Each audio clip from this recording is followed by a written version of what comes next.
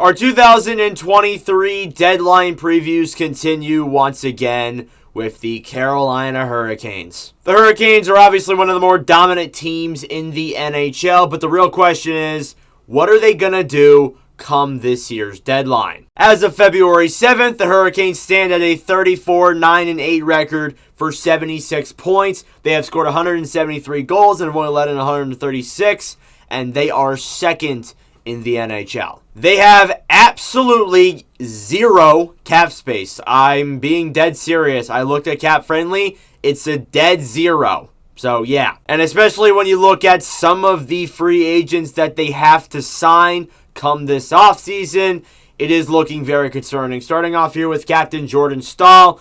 Obviously, he's the captain. Now, he makes like $5 to $6 million if I'm correct. I might be wrong. Canes fans will definitely correct me on that.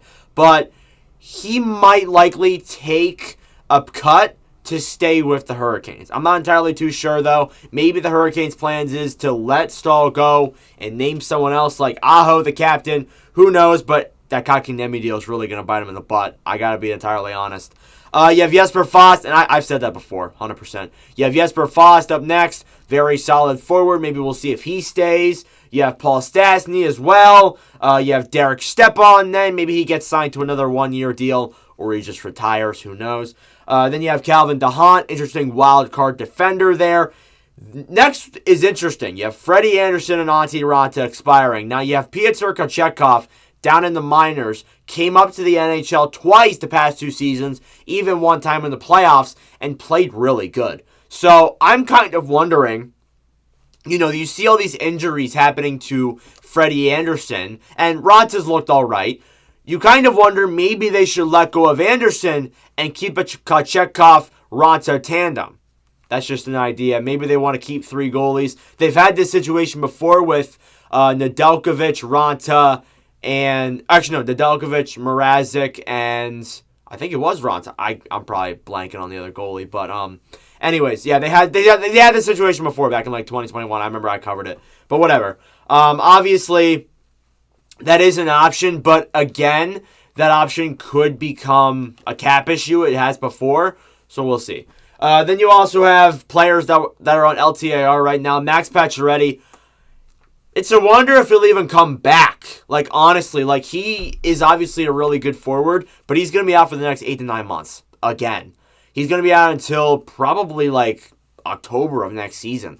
So that's definitely troublesome for the Hurricanes, 100%. It's going to cause a lot of questions whether or not they will sign him, but we'll see. Then you have Jake Gardiner. He's gone. Honestly, that's been something that the Hurricanes have been wanting to get rid of for forever. If they don't trade him at the deadline, then he's 100% gone at free agency. He's pretty much done with his career. He looked like a good defenseman in Carolina. He just kept getting hurt. And then you obviously have Andre Kasse as well. We'll see if he gets signed or not. And then as for the restricted free agents, we only have one here, and it is Dylan Coghlan. It's a wonder. We'll see if Coghlan gets signed. He's come up into the lineup. He's played for the Hurricanes. I've seen mixed results from Hurricanes fans, but whatever. Now, in terms of buying or selling, there is that option to stay put, which the Hurricanes may very well do. Honestly, when you look at this team, without Max Pacioretty, they're flying on all cylinders. So, really, maybe staying put is a viable option. However, there are some other options that the Hurricanes could do. I do have them listed as buyers, but they can also stay put. Some rumors that I've seen come up over the past couple of days have obviously been the Meier rumors, because of course he's been linked to literally everyone. However, the Hurricanes did list him as like a long-term fit in Carolina, and I'm kind of thinking they're doing that mainly because if Pacioretty is just done for, then they'll definitely want to keep Meier in town instead of Pacioretty, which may be very well what they do. Potentially. They've also been linked to John Gabriel Pageau, which is really strange. I was like, what? And Pageau, I kind of completely forgot was on the planet of Earth.